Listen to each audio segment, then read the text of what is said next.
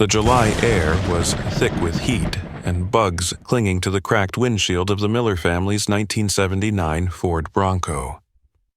Thomas Miller adjusted the rearview mirror with his free hand while his wife Susan leaned over the center console folding a paper map that had long since lost its creases.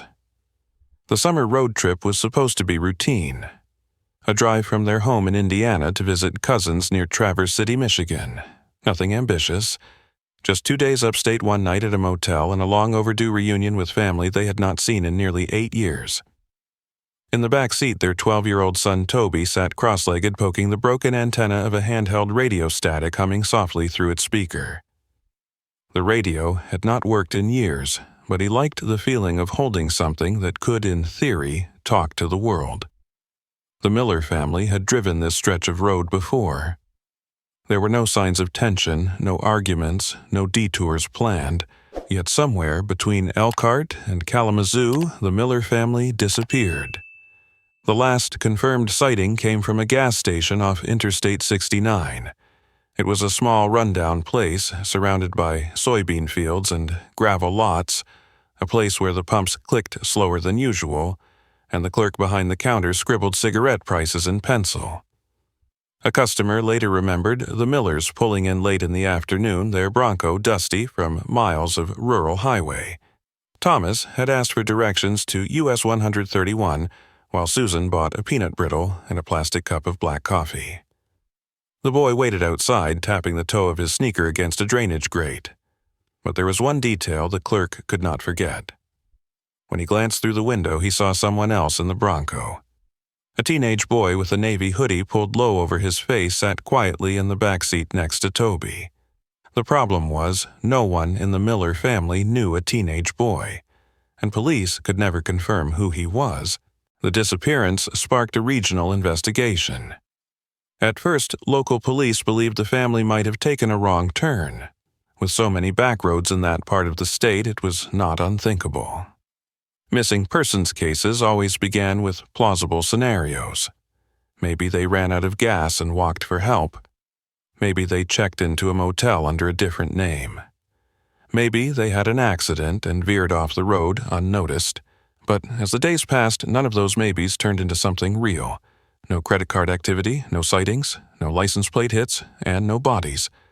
Volunteers joined police in combing the wooded stretches near the interstate. Helicopters scanned rivers. Search dogs sniffed abandoned barns. But the land held no answers. It was as if the Bronco had evaporated. Back home, the Millers' small ranch-style house sat in silence. Neighbors left casseroles that grew cold on the porch. Mail piled inside the mailbox, fluttering when the wind caught the opening. A yellow flyer with the words, "Have you seen them?" flapped against the screen door, the corners curling from rain. Family photos remained in their frames. Thomas and Susan's wedding picture. Toby's school portrait with a forced smile and wrinkled collar.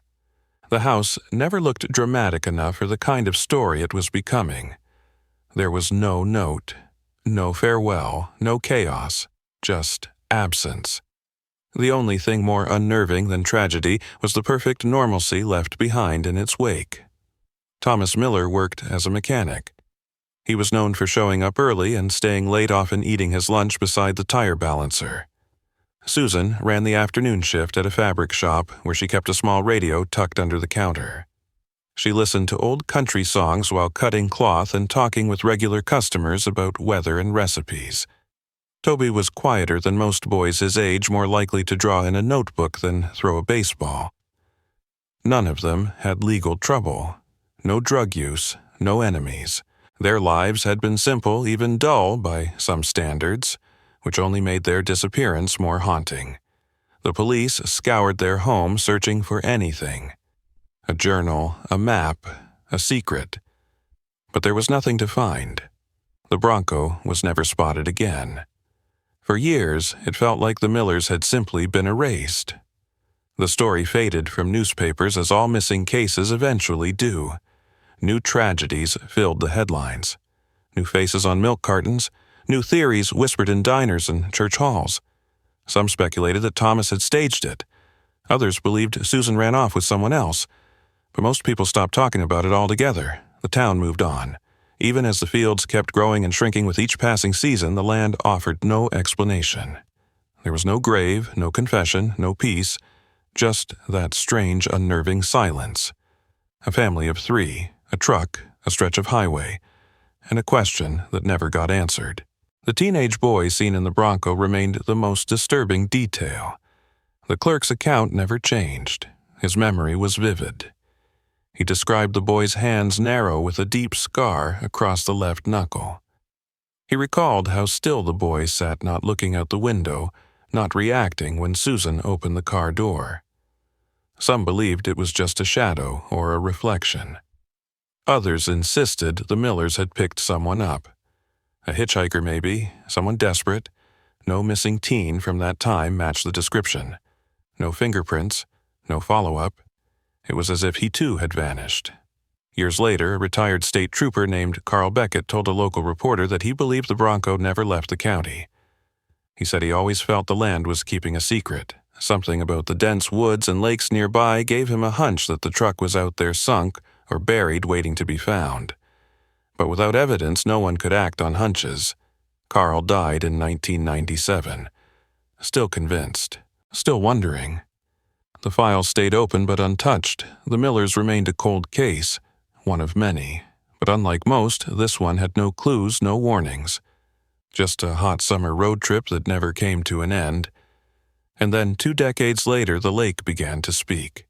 The summer of 2007 brought a long drought to the Midwest.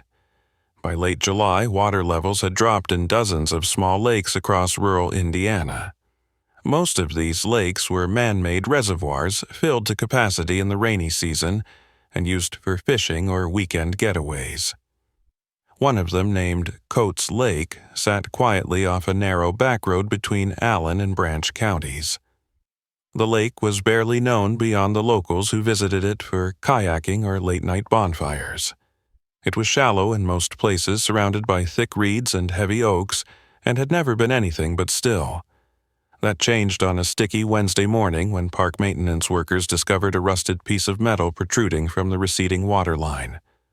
It was not large at first glance, just a dull curve coated in moss. But as more of the lake bed dried under the oppressive heat, what emerged was unmistakable. The back of an old truck began to rise through the mud. County officials responded quickly. The local sheriff's office cordoned off the area, and divers were called in despite the fact that most of the vehicle was already exposed. It was buried nose first in silt, with algae coating the windows like frost. The truck was confirmed as a 1979 Ford Bronco. Investigators worked to pry open the doors, which had sealed tight from years underwater. The front windshield had spiderweb cracks across its center but remained intact. When they managed to open the passenger door, the interior told a story far older than expected. Clothes had turned to threads. The dashboard had cracked in 2, and in the back seat lay 3 sets of remains. 2 adults in the front buckled in. 1 child in the rear slumped against the left panel. The smell was gone. The shock remained. After 22 years, the Millers had finally been found. Or so they thought. The bodies were fragile, mostly bones, with remnants of fabric and leather clinging to them. An old watch still clung to one wrist. A pair of children's sneakers rested against the floor mat. Investigators carefully removed each skeleton and sent them for analysis. The sheriff released a brief statement to the press saying that a missing family from the 1980s might be identified soon, but he cautioned against jumping to conclusions. At the time, he claimed they were being thorough. Privately, he already suspected they had uncovered the Millers. The Bronco's plates matched their registration. The model and color were identical. And most haunting of all, there were still bags of peanut brittle crumbling in the glove compartment. The forensic analysis came back a few weeks later. The adult remains were positively identified as Thomas and Susan Miller. Dental records matched without any doubt. But the third set of remains, the small figure in the back seat, did not match Toby. The skeleton belonged to a girl likely between the ages of 12 and 14. This development shattered the certainty of the case. Officials now had more questions than answers. If that girl was not Toby, then where was he? And who was she? Her bones showed no signs of trauma. No fractures, no bullet holes, no knife wounds, just the quiet, uninterrupted wear of time. She had died the same way the others had, trapped in a truck beneath the lake. But no one could explain why she was there. Investigators reopened the Miller file. They dug through decades-old reports and witness statements. They re-interviewed neighbors and the gas station clerk from 1985. The man stood by his original account. He had seen another teenager in the back seat that day. Everyone had assumed it was Toby. Now it appeared he was wrong, or perhaps not wrong at all. Perhaps he had seen this girl instead, but that, too, made little sense. Who was she? And how did she end up in a truck with a family who had no known connection to any teenage girl? Detectives ran her DNA through national databases. After several weeks, they found a match. Her name was Emily Jean Driscoll. Emily had gone missing in 1983, 2 years before the Millers. Her case had gone cold, quickly written off as a likely runaway. Her foster parents reported her missing after she failed to return home from school. She had been living in Fort Wayne at the time, just over an hour from where the Millers last stopped. Her case had never been linked to theirs. There had been no reason to connect the two disappearances until now. The discovery reopened her file, and with it came a flood of regret. Emily had been failed by the system. Twice. The news hit the community like a slow wave. People who remembered the Miller family now whispered about the girl in the truck. Newspapers wrote cautious headlines. Were the Millers hiding her? Were they trying to help? Was she abducted? Every theory came with its own set of complications. Some believed the Millers might have picked up Emily while she was on the run. Others thought she might have been hiding in the Bronco from someone. One unsettling detail made the theories even murkier. None of Emily's clothes matched what she was last seen wearing in 1983. She wore a school-issued sweater from a district in southern Ohio, one that had no connection to any family she had lived with. And in her pocket, they found a plastic keychain labeled Property of LM. The initials sparked another wave of speculation. Police thought it might refer to Thomas or Susan, but neither had middle names starting with L, and Toby's middle name was Aaron. The keychain was old sun-bleached and cracked, but the letters were still visible. Property of LM. Who was LM? Why did Emily have something that belonged to them? The forensic team also found a crumpled envelope under the passenger seat. The writing on it was faint water-stained, almost unreadable. But one name remained legible. Emily. It raised the possibility that someone had been writing to her, perhaps meeting with her, perhaps hiding her. By the end of the summer, the sheriff's office closed Coates Lake to the public. A makeshift memorial appeared near the water's edge. Flowers. Photos. A sign that read in memory of the Millers and Emily.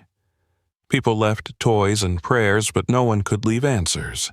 The lake, in all its silence, had finally given up a secret. But it was not the truth anyone expected. It was a truth with holes and shadows. A truth that gave closure to some and tore open others. A family, once presumed gone forever, had been found, but not the way they were supposed to be. And someone else had died with them. The contents of the Bronco continued to trickle into the county evidence room long after the lake bed had dried. Most of it was ordinary.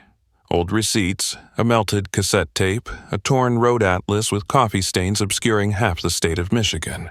But tucked inside the glove compartment beneath faded insurance papers and a bent ballpoint pen lay something that should not have been there. A bundle of 14 sealed envelopes neatly tied together with red string. The paper had yellowed from moisture and time, and the ink on several stamps had begun to bleed. But what drew attention was the handwriting on each envelope. They were all addressed to someone named LM, and they had been postmarked months after the Millers had disappeared.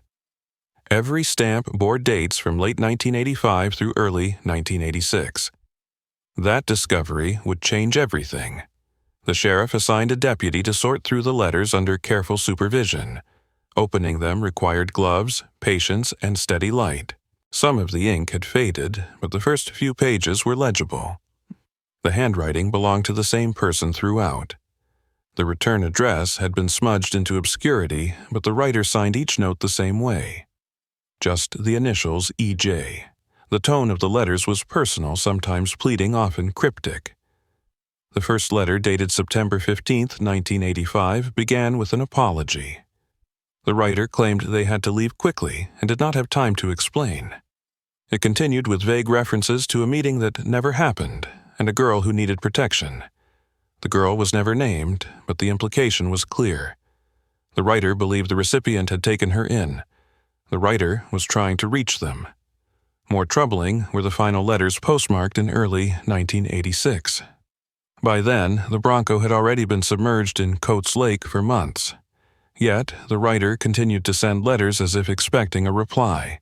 In one note, dated February 2, 1986, EJ wrote that someone was asking questions and that it was not safe to remain in Ohio. They also mentioned hearing rumors about the truck being found, though the authorities had not yet launched a formal search. It suggested the writer knew something about the vehicle's fate, possibly even its location. That implication changed the focus of the investigation from one of tragic accident to possible conspiracy. Whoever EJ was, they had written 14 letters to LM after LM was already presumed dead, and they believed the girl with them had once been in danger. Investigators cross-referenced the initials EJ with every known associate of the Miller family. No relatives, no co-workers, no neighbors matched, nor did Emily Jean Driscoll's records show anyone with those initials in her foster history. Then, a quiet detail emerged from Susan Miller's old address book, which had been archived years earlier. In the back pages, beside a faded phone number with no area code, a name had been jotted down in pencil: Elise Jorgensson. The name rang no bells at first, but a DMV search confirmed a woman by that name had lived in Fort Wayne until 1985. Her file showed she moved suddenly in August of that year, forwarding her mail to an address in Toledo. After that, her paper trail went cold. Detectives made the trip to Toledo, armed with photographs and copies of the letters. The address no longer existed. It had been replaced by a strip mall, but property records showed Elaine had rented a room there for 6 months before vacating. The landlord remembered her only vaguely. A thin woman with anxious eyes, always paid cash, never spoke much, and always asked to have her letters delivered to the side door. That lined up with the postmarks on the letters. All of them had been mailed from within 10 miles of that address.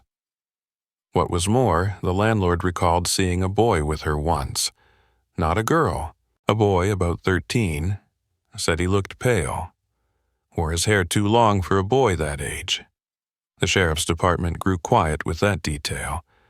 For the first time in years, they had a lead that felt real. The letters combined with the landlord's statement created a plausible scenario. EJ or Elise Jorgensson had been in contact with someone connected to the Millers. She believed they had Emily. She may have believed they had Toby as well, and she had sent the letters hoping to reconnect or warn them, but no replies were ever found. The bundle in the glove compartment had been sealed for over 2 decades, never read, never acknowledged. That meant whoever had them last had no chance to respond. And if they were found in the glove compartment, it meant one of the adults in the Bronco had kept them. That pointed most likely to Susan. The sheriff theorized that Susan had been in contact with Elaine prior to their disappearance. Perhaps they had agreed to help Emily. Perhaps Susan had received the first letter before they vanished, and the rest had been sent afterward out of fear. But the timeline did not fully match. Emily had gone missing in 1983. The Millers disappeared in 1985. The letters began just after that. That gap raised the question no one wanted to voice aloud. Had Emily been with them for 2 years before they died? Or had she joined them only at the very end? And where had Toby gone in that window of time? The key to understanding the letters might have rested in the handwriting itself. A forensic linguist was brought in to analyze the tone, the word choices, and the handwriting pressure. Their report concluded the letters were written under stress, sometimes in haste, sometimes in isolation. The language indicated someone educated but unstable, with a strong maternal instinct toward the girl referenced. One phrase appeared repeatedly throughout the letters. "It's not her fault." That phrase alone was used 7 times. The writer wanted to protect the girl. But from what? The sheriff attempted to track down any known relatives of Elise Jorgensson. After months of work, they located a niece who had not spoken to her aunt in over 30 years. She remembered Elise as secretive, said she never had children. But she did remember one odd detail. Elise had once mentioned she stayed with a family near Kalamazoo for a week during a crisis. That matched the Millers' route north. It placed her in the right corridor. But she never explained what the crisis was, nor who the family had been. By the end of that year, the unopened letters had become central to the case. They connected 2 timelines, 2 vanished children, and 1 woman who had tried to help, or interfere, or run. The authorities could no longer treat the Miller case as an accident. They now believed at least 1 adult had known about Emily's identity. They believed the letters were meant as guidance or warning. They believed EJ had been following the Miller family, and somewhere between the lake and the lies, Toby Miller had disappeared without a trace. The Miller house had remained unoccupied for years after the family's disappearance. Occasionally, a local real estate company listed it quietly, mostly to fulfill legal obligations. But no buyers ever followed through. Some said it felt too eerie. Others cited the outdated wiring and foundation issues. In 2008, after the discovery of the Bronco in Coates Lake, the county transferred the house to probate. A distant cousin from Susan's side finally agreed to take ownership, hoping to renovate and sell the property. He was a practical man with no interest in local gossip, just in real estate potential. His name was Curtis Granger, and he came from Columbus with a truckload of tools and little patience for sentiment. But what he found upstairs changed the course of the entire case once again. Curtis started by inspecting the attic. He wanted to see if the insulation needed replacing before winter. The house creaked and shifted with age, the boards soft with time and weather. When he reached the top of the narrow staircase, he found something unexpected. The attic entrance had been nailed shut from the outside, not locked, not latched, nailed. The wooden crossbars looked like they had been placed in haste, possibly years earlier. Curious and annoyed, Curtis removed the nails one by one, forcing the panel open with the claw end of his hammer. Dust poured out as the attic door fell forward, landing at his feet. The air was stale heavy with neglect, but it was not empty. Inside the attic was a mattress flattened with use and frayed at the edges. Nearby sat a pile of coloring books and a dented tin lunchbox. A wool blanket had been folded into a pillow. In the far corner, resting against the eaves, were 3 notebooks. Curtis stood motionless for a moment, then stepped inside carefully, the old floorboards creaking under his weight. The space was cramped and dim, lit only by a single pane of frosted glass near the peak of the roof. He crouched near the mattress and saw a small flashlight, the batteries long dead, resting beside a box of raisins. He reached for the notebooks next. The covers were soft with time, the pages curled and brittle. They had been written in a child's hand, uneven and blocky. The name on the first page read Toby. The entries were dated between 1985 and 1986. The first few pages were short observations. I hear footsteps. They bring food after sunset. I have to stay quiet. The tone was frightened but lucid. As the entries continued, the tone shifted. I miss Mom.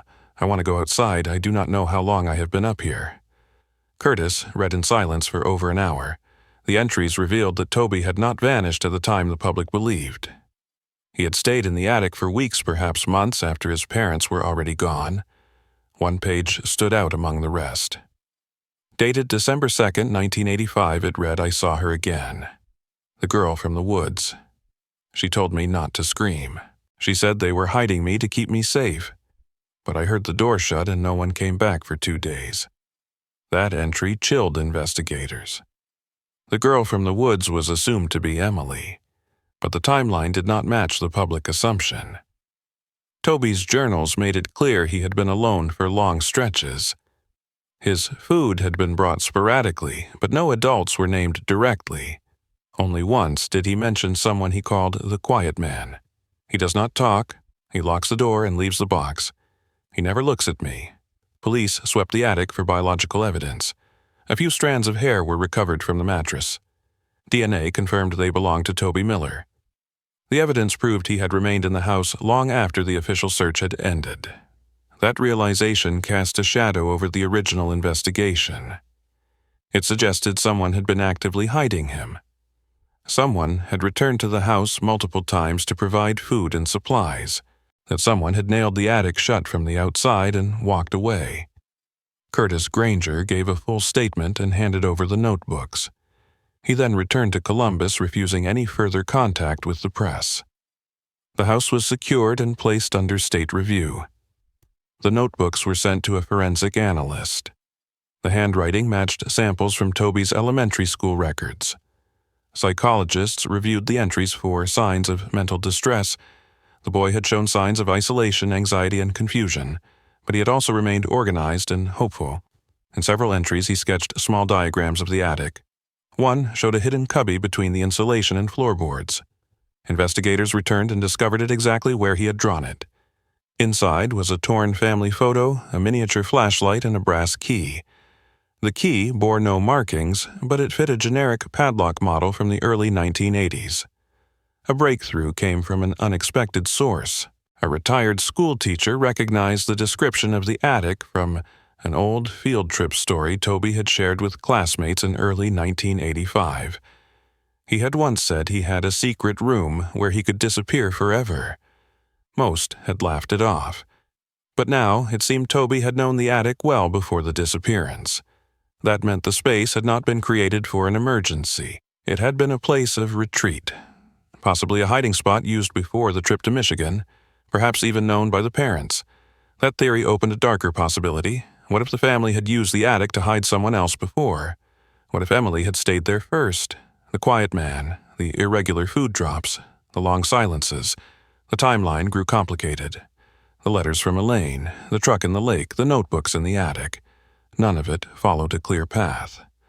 But a pattern began to form.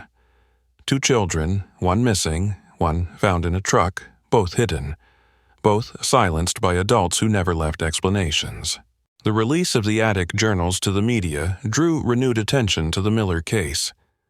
Public interest surged again after nearly 2 decades of silence, and local talk radio revived speculation. Some believed the attic had been used by Toby alone. Others were convinced Emily had been hidden there first. The journals never named her directly, but vague references to a girl who whispered through the vent kept that theory alive. A more disturbing question rose to the surface. If Toby had been hidden for weeks or months after his parents' disappearance, then who was feeding him? And if someone knew he was alive, why had he vanished again without any trace? One former police sergeant offered a theory during a televised interview. He suggested the Miller family may not have been operating alone in those final days. Perhaps they were working with another family, a group, a second household no one had considered before. That idea opened the case in an entirely new direction. To follow that lead, investigators re-examined all known contacts in the Millers' lives, particularly focusing on community members with access to both Susan and Thomas during their volunteer EMT work. Susan had spent time with displaced children during a church-run health initiative, while Thomas assisted with medical transports for underprivileged families in rural areas. Their records showed frequent visits to the Driscoll household in Fort Wayne, the same family from which Emily had gone missing in 1983. At the time, Emily had been placed in a temporary care facility following the death of her biological parents in a house fire. The Driscolls were only listed as temporary guardians, but the facility's archived notes revealed something else. 3 weeks before Emily vanished, another child was brought into temporary care at the same center. His name was Christopher Lane. He was 10 years old and had been removed from his home after allegations of neglect. Records showed he stayed in the same dormitory as Emily. But here was the detail that made everyone pause. Christopher's birth date and physical description were strikingly similar to Toby Miller's. Medium build, dark blonde hair, brown eyes. a narrow scar on the left cheek, a birthmark near the collarbone. The similarities were too precise to dismiss as coincidence. The facility noted that Christopher was adopted by an anonymous couple only days before Emily vanished. That file had been sealed and forgotten until now. Law enforcement obtained a court order to open the sealed adoption file. What they found was a redacted record signed by a private agency in Lansing, Michigan. The agency no longer existed, but its director, a woman named Mildred Chapman, had passed away only a year earlier. Her estate had been sorted by her nephew, who had kept her personal records in storage. When those boxes were opened, one folder stood out. It contained dozens of photographs of children processed through the agency, many from emergency placements. Among them was a black and white image dated July 1985. In it, a boy stood next to a woman holding a clipboard. Written on the back were 3 words: Lane becomes Miller. The implications hit hard. Authorities now believed that Toby Miller may not have been the biological child of Susan and Thomas. The family had never publicly acknowledged adoption, and no documents had ever surfaced before to support the theory. But the photograph and notes suggested they may have adopted him privately under irregular circumstances. If true, the question then became whether they had adopted Emily too, or if Emily had been with them for another reason. The possibility of an informal or off-the-record placement raised serious concerns, especially because Emily had already been a ward of the state. It implied the Millers had circumvented legal channels. Interviews with extended family provided little clarity. Cousins remembered Toby as a quiet boy, but never questioned his origins. A neighbor recalled that the Millers moved into their last house just a few months before vanishing. They had few visitors and mostly kept to themselves. Only one name came up with consistency: a man named Dennis Halbrook, who had once attended the same church as the Millers and worked in logistics for a nonprofit. He had left town shortly after the Millers disappeared. No one had spoken to him since. Halbrook became the focus of a background check. His records were sparse, but a former coworker from the nonprofit remembered him transporting medical supplies and, on rare occasions, children between care facilities. When shown the photograph of Christopher Lane, the coworker identified him immediately. That boy was not Toby. That was the kid Dennis picked up in Fort Wayne. The coworker claimed Dennis said the child was being moved to a safer home environment. That same week, Emily Driscoll went missing. Authorities launched a manhunt for Dennis Halbrook. They tracked financial activity to a small auto garage in northern Wisconsin. When local police arrived, they found that Halbrook had left town 2 weeks earlier. He left behind an apartment with little furniture, no personal photos, and one item of significance: a duffel bag containing 4 identification cards, each under a different name but all with the same photo. The image matched Halbrook. In the same bag were 3 outdated mobile phones and a plastic folder filled with handwritten notes. On the last page was a list of addresses and names. One entry stood out: Miller House Attic. That note confirmed Halbrook's direct connection to the Miller family and to the hidden attic where Toby had been found. The presence of multiple identities suggested he had been involved in moving or hiding individuals. The list implied he had returned to the Miller home after the family disappeared. Perhaps he was the quiet man Toby had described in his journal. If so, Halbrook may have been the one feeding him, or controlling him. Investigators now believed Halbrook had played a central role in what happened to both children. The conclusion drawn from all this evidence was devastating. Toby Miller may have been born as Christopher Lane. He may have been placed with the Millers under an illegal adoption arrangement facilitated by Halbrook. Emily Driscoll had likely been moved around through similar informal channels. The Millers may have tried to protect her, or they may have found themselves in over their heads. Either way, they ended up at the bottom of Coates Lake with a girl who was not their daughter. And the boy they raised had disappeared once again. The case had shifted from a simple missing persons investigation into a tangled history of hidden adoptions, manipulated records, and deeply buried truths. In early spring of 2009, while organizing donations for a local historical preservation project, a retired librarian named Joyce Carver uncovered a box of unprocessed film canisters inside the back room of the Hillsdale Community Library.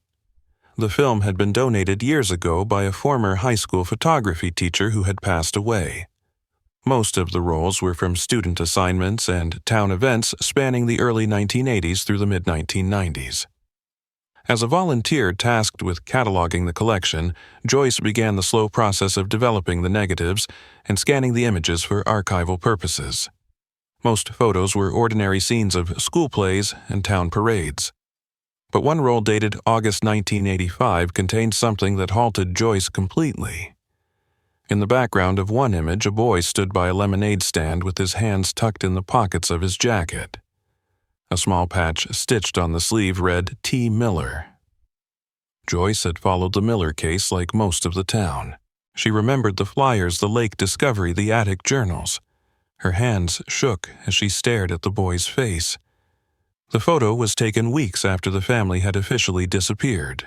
She made copies and alerted the sheriff's office immediately.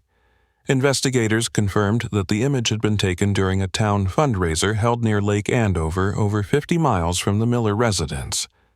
The boy matched early photos of Toby Miller, but in this image he was older, taller, leaner. His expression was flat, his posture tense, but it was undeniably him. Investigators now had photographic evidence that Toby had been alive and outside the attic after his parents were presumed dead. Detectives canvassed residents who had attended the fundraiser. One elderly woman remembered the lemonade stand and the boy who stood near it. She thought he was with another family, a couple with no children of their own who had just moved into a rental nearby. She could not recall their names, but she remembered the man had a limp and the woman wore thick glasses. That description sparked recognition in one of the case officers. A similar couple had been noted years earlier by a ranger in Ohio who reported suspicious behavior around a trailhead shelter. They had been questioned but never connected to any case. Now, their presence near both the lake and Toby's last sighting felt impossible to ignore. Law enforcement searched rental records and narrowed the couple down to Gerald and Linda Norcross, who had lived in several towns across the tri-state area during the 1980s and 1990s. They often rented short-term cabins and moved every few months. No children were listed on their documents, but neighbors occasionally reported seeing a young boy at their properties. The descriptions varied, sometimes calling him quiet, other times intense. In a 1986 report from a campground in Knox County, a manager noted that a boy named Toby stayed in cabin 4 with the Norcrosses for nearly 3 weeks. That report had never been flagged before. The cabin logs were handwritten and stored in a basement until recently digitized. When agents followed up on the report, they found a set of photographs taken by a visiting tourist. One image showed the Norcrosses standing outside the cabin. Behind them, partially obscured, was a boy holding a rusted lantern. Each piece of evidence pushed the narrative further from the original assumptions. Toby had not been taken in a single act of violence or panic. Instead, he had moved through the region with people who either knew about his situation or actively tried to keep it quiet. Whether he was coerced or complicit remained unclear. What investigators found next added another layer of complexity. A second roll of undeveloped film taken by the same school photography teacher contained another image of the boy. This one was from a small church event dated November 1985. In the far background, through the stained glass window, someone had captured a reflection. A boy standing beside a man with graying hair and a cast on his leg. The man matched Dennis Halbrook. The photo suggested that Halbrook had stayed in contact with Toby for months after the Bronco was submerged. It also hinted at coordination with others. The Norcrosses, the quiet man from the journals, possibly even Elise Jorgensson. Investigators reconstructed a loose timeline. The Millers disappeared in midsummer. Toby was hidden in the attic, then removed. He was seen in August, again in October, and once more in November. By winter, he had vanished again. Each sighting occurred near locations associated with people previously connected to hidden adoption or relocation networks. The consistency of his movement suggested a plan. but it was impossible to know whether Toby had chosen that path or been led down it. The sheriff's office released the newly developed photographs to the public. Several witnesses came forward, each offering fragmented memories. A store clerk remembered the boy purchasing batteries. A delivery driver saw him near an abandoned barn. A Sunday school teacher claimed she'd met a child named Christopher who matched his appearance. But each tip lacked follow-through. No one had kept contact. No one had followed up. And eventually the boy was gone again. The photograph with the T. Miller patch became the last confirmed sighting of him in any public space. Authorities interviewed a social worker who had once worked with Elise Jorgensson. She remembered Elaine talking about a boy she regretted leaving behind. She had never named him. But she said he reminded her of someone she lost when she was young. A nephew, perhaps, or a brother. The social worker could not recall the exact words. But she remembered Elaine always watching the roads, as if expecting someone to return. That image stayed with the detectives. It suggested that despite her disappearance, Elaine had never truly left the situation behind. She had written letters, made contact. Maybe she had even helped Toby escape. Or maybe she had lost control of what she had started. In the fall of 2010, a woman named Lacey Morrow contacted the Hillsdale County Sheriff's Department after reading a feature in a regional newspaper about the newly surfaced photos of Toby Miller. Lacey claimed she had information about the boy in the images. Her voice trembled when she spoke on the phone, but she insisted her story was real. She believed she was Toby's half-sister. When asked to clarify, she stated that her biological father was Thomas Miller and her mother was a woman named Elise Jorgensson. The name struck the detective immediately. It was too close to Elise Jorgensson, the mysterious letter writer whose messages had been found sealed in the Bronco. The connection raised the possibility that Elise and Elaine were the same person, perhaps using different names in different contexts. Lacey agreed to meet in person. During the interview, Lacey brought several items. A shoebox filled with old photographs, a birth certificate listing Thomas Miller as the father, and a bundle of letters her mother had kept locked away for years. The letters were written in the same handwriting as those recovered from the truck. They addressed someone called Lacey or My L, and expressed guilt affection and fragments of the past that lined up with previously gathered evidence. Elise wrote about her decision to give Lacey a stable home, her fear of people looking for her, and her longing to reconnect with someone named T. The letters never mentioned Toby directly, but investigators quickly connected the dots. They sent the materials for analysis and began compiling a timeline of Elise's life. Records confirmed that Elise Jorgensson lived under various aliases from the late 1970s to the early 1990s. She had used the name Elaine in legal paperwork related to housing and transportation. Her employment history included short stints at diners, sewing factories, and a church kitchen. She moved frequently, never staying in one place for more than a year. Lacey remembered her childhood as unsettled but safe. Her mother avoided attention, enrolled her in small schools, and discouraged sleepovers or neighborhood friendships. They had once lived in a trailer outside Coldwater, Michigan, not far from Coates Lake. When Lacey saw the image of the boy at the lemonade stand, she burst into tears. She said she had seen that boy once before.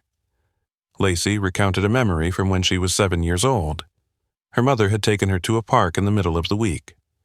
It was quiet early in the morning, and they brought peanut butter sandwiches wrapped in wax paper. Lacey said they met a man with gray sideburns and a limp who sat at a picnic table and whispered with her mother for nearly an hour. A boy sat beside the man, swinging his feet, saying nothing. Lacey tried to talk to him, but her mother kept telling her to stay close. Later that night, her mother cried in the car and told her that some people could not stay even if they wanted to. She never saw the boy again, but the image had stayed with her. She believed now that the boy was Toby.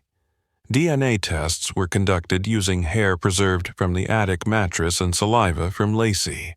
The results confirmed a familial match. Lacey was Thomas Miller's biological daughter. Her mother, Elise Jorgensson, had never told her the full truth. But the letters and timeline revealed a relationship between Elise and Thomas that spanned at least a decade. Investigators theorized that Thomas and Susan may have taken in Emily and Toby in part because of Thomas's connection to Elise.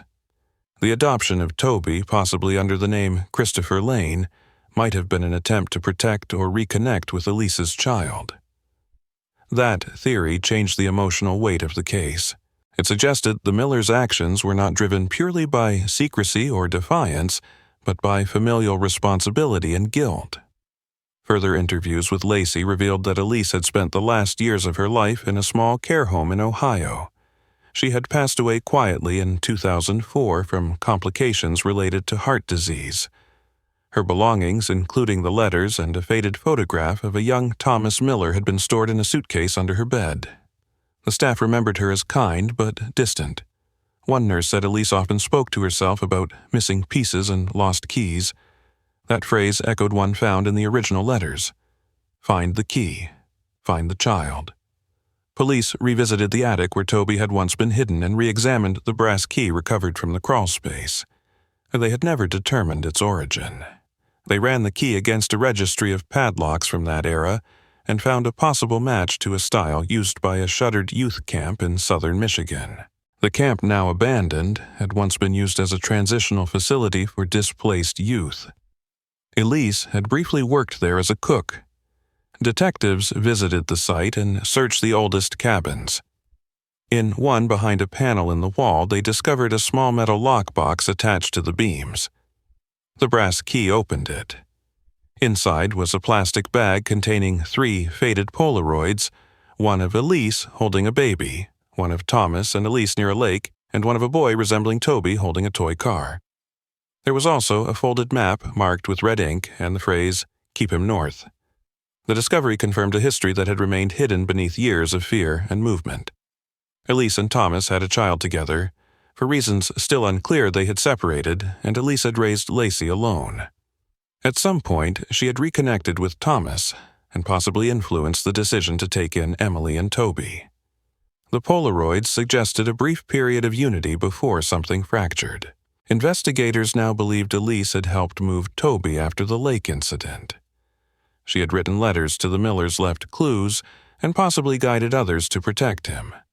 Whether out of fear or maternal instinct, she had done everything she could to keep her children out of the system. And in doing so, she had left behind a trail of secrecy, broken relationships, and unanswered questions.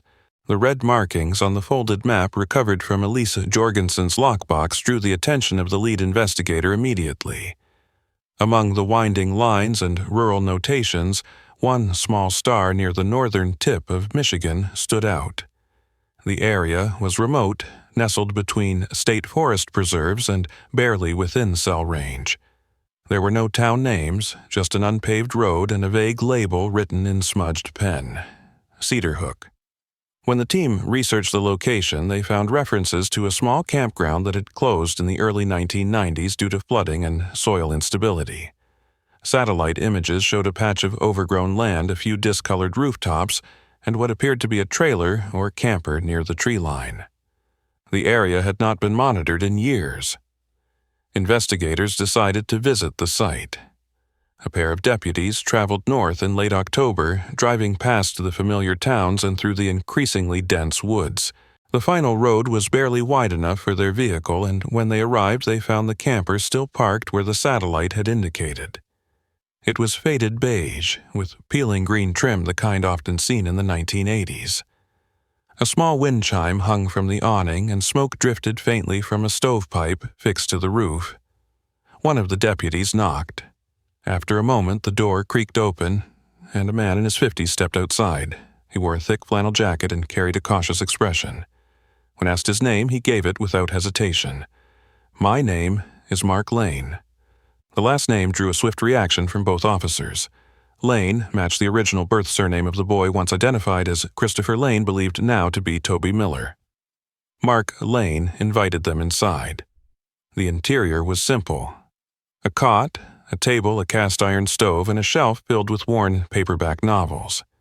He prepared coffee and poured it into tin cups without saying much. When asked about his connection to Elise Jorgensson, he looked out the window and spoke quietly. He said he had once been close to her long ago before things got complicated.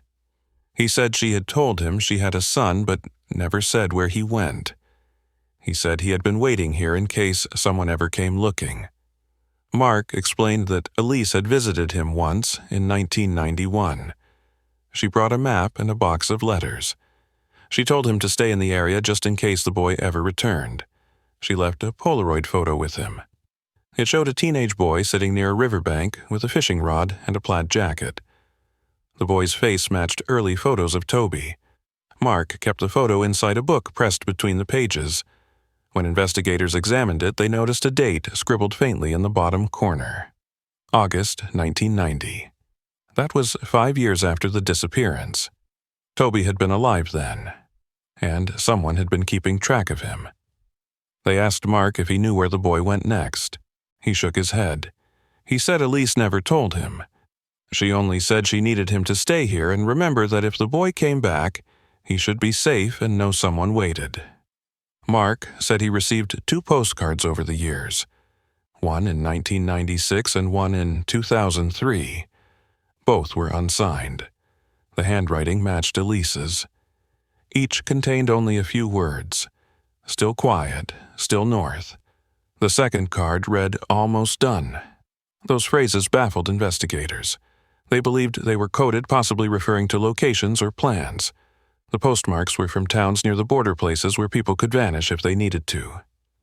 As officers explored the property further, they found a wooden box buried behind the camper marked by a single stone.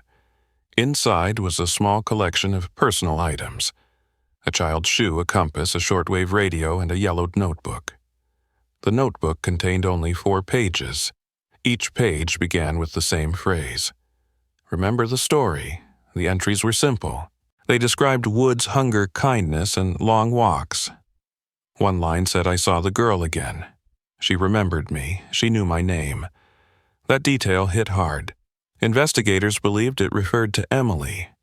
It suggested a moment when Toby or Christopher crossed paths with her again. When or how remained unknown. But the entries hinted that he had been living under different names, hiding in plain sight. They asked Mark if he believed the boy was still alive. He answered without hesitation.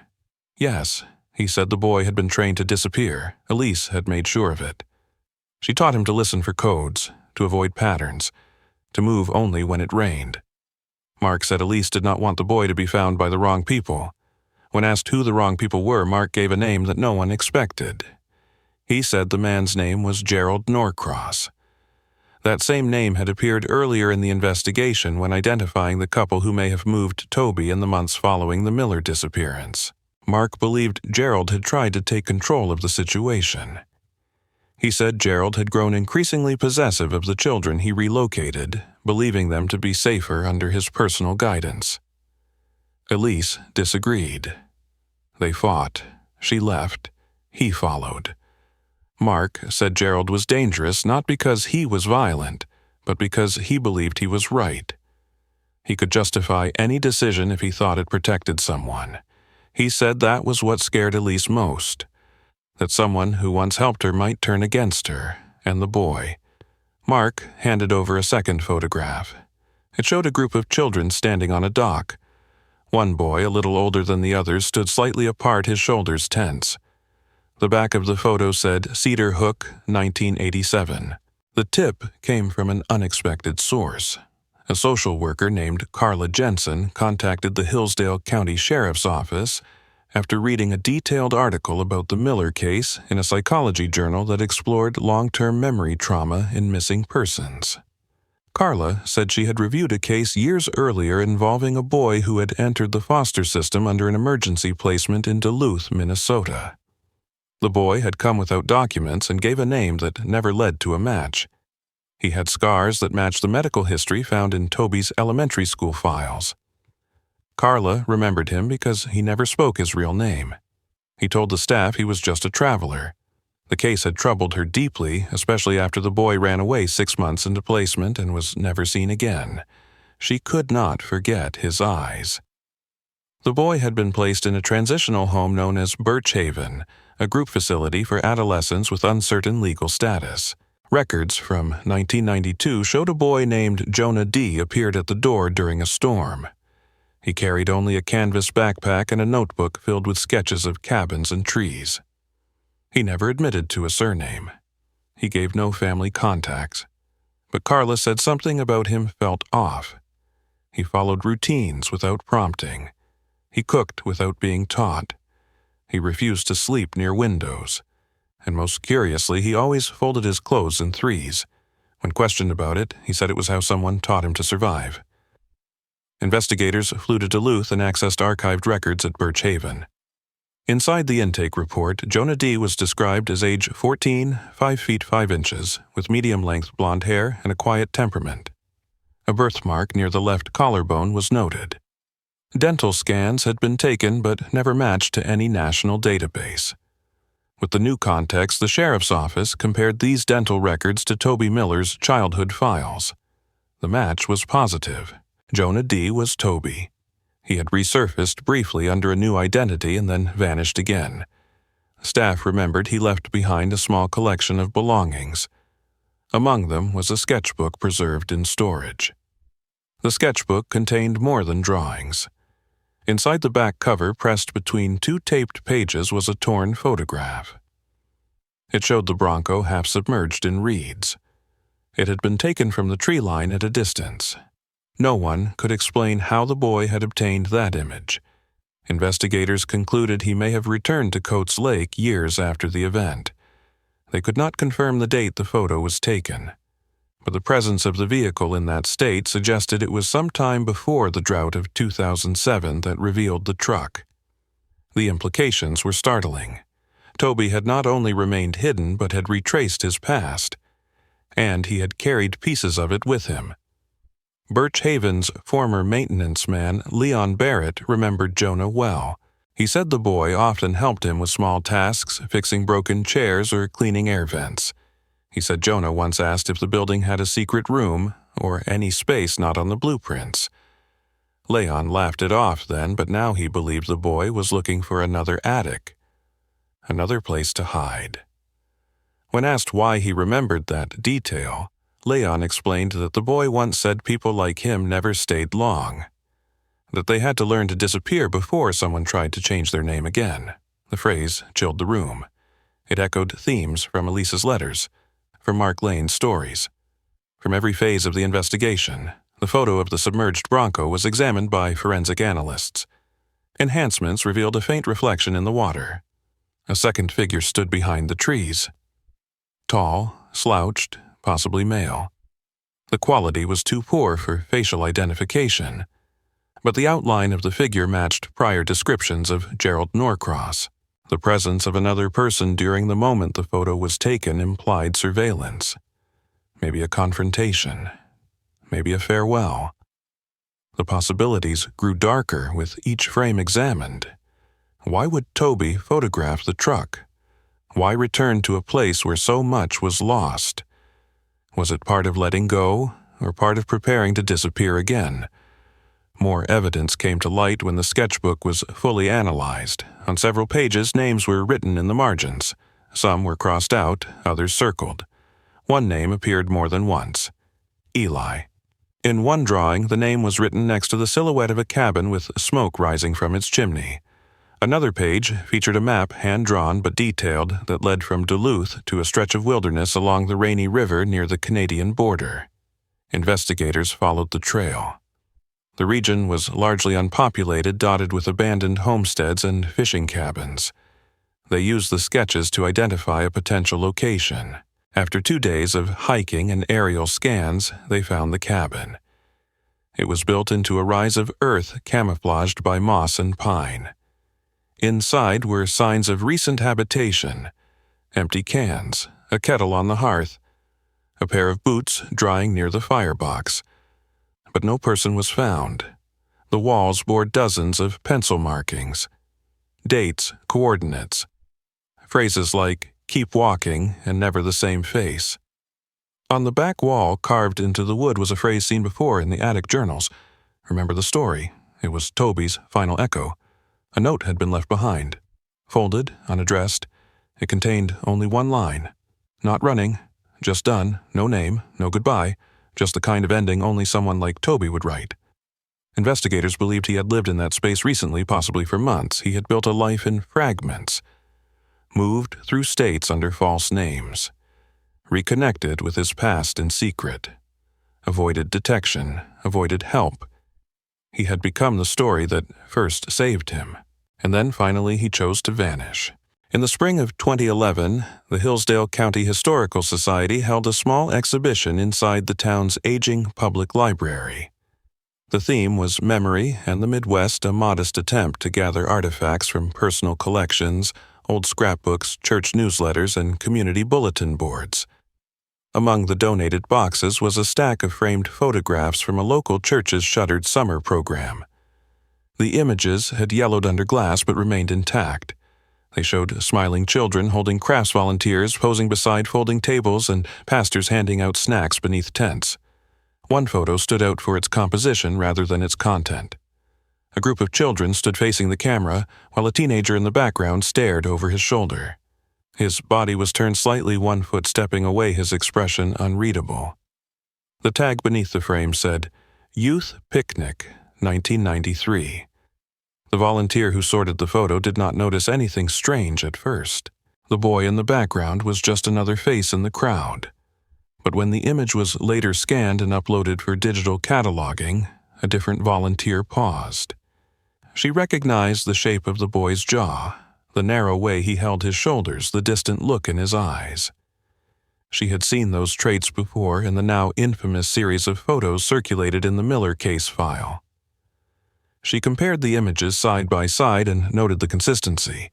The eyes were the same, the posture. Even the jacket bore a familiar wear pattern. She called the sheriff's office and submitted the scan.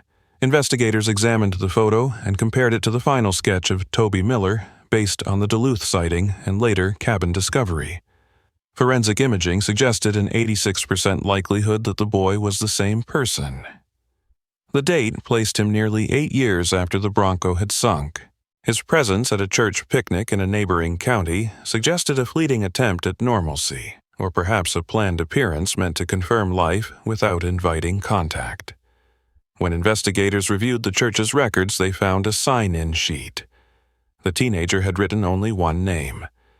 Eli, no last name, no address. But next to the name in the margin, someone had drawn a small tree. The tree sketch matched a recurring symbol found in Elise Jorgensson's letters and in the margins of Toby's attic journal. It symbolized growth movement and quiet observation. It had always appeared when he described hiding or leaving behind parts of himself. The presence of the tree beside the name Eli implied intention. He had chosen to be seen just long enough for someone to remember. Then, as always, he was gone. That discovery led to the final chapter in the investigation. Not one of pursuit, but of understanding. Law enforcement contacted Lacey Morrow, Elise's daughter, and explained the findings. She sat with the scanned photograph in her lap for several minutes, her fingers trembling as she traced the boy's profile. She said nothing at first. Then she closed her eyes and said she'd always hoped he was alive. She had always believed Elise's whispers meant more than guilt, that they were reminders of a promise kept, a life hidden but intact. She asked for a copy of the photograph and returned home quietly. 2 months later, Lacey mailed a letter to the sheriff's office. Inside was a note handwritten on thick stationery. She said she had found something in Elise's old journals. A list of names and words, some of them crossed out. At the bottom was a sentence. He carries his mother's fear and his father's silence. He will not ask to be found. He will leave signs for those who listen. That sentence captured the spirit of the entire search. It validated the idea that Toby or Eli or Christopher had not been lost by accident. He had chosen the silence again and again because it gave him safety, because it gave him peace. Investigators reviewed all known sightings one final time. The attic, the photos, the sketchbook, the cabin, the notebook buried behind the camper. They built a timeline not of crime, but of escape. A life spent navigating the margins between family and flight, between protection and abandonment. The people who helped him had not been perfect. Some had been misguided. Others had been dangerous. But through them, he learned to survive.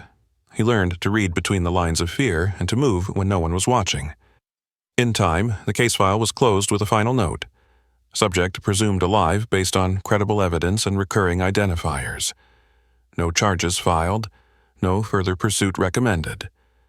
That decision did not erase the loss or the unanswered questions, but it honored the legacy of a child who had never asked for attention and had only wanted to disappear with dignity. It marked the end of an investigation, but not the end of his story. The library kept the photograph on display. A small plaque was added beneath the frame. It read simply, "For the ones who walk away." Visitors often asked about the boy in the background. The librarian would tell them only that he was part of a story that began with silence and ended with freedom. She would not say his name. That had been his choice. Years later, the town remembered the Millers not just as a family who vanished, but as people who tried to rewrite a child's future with courage and secrecy. They had risked everything to protect lives not theirs by blood, but theirs by belief. Their story became a whisper in classrooms, a note passed in libraries, a caution wrapped in hope. It was no longer about a missing truck or an attic journal. It was about love lived quietly, about choices made without applause, about survival as an act of defiance against erasure. The final image of the boy standing behind the church crowd became an emblem of that truth. He was not lost. He had walked forward, always a few steps behind the noise, always listening for the sound of his own name, but never stopping long enough to answer. In his quiet resistance, he left behind a story that could not be buried, a story that kept growing long after the last page was turned. If you found this story compelling, make sure to like and subscribe for more narrative mysteries inspired by real events. Let us know in the comments what you think really happened to Toby and where you're watching from. Your thoughts help keep these stories alive.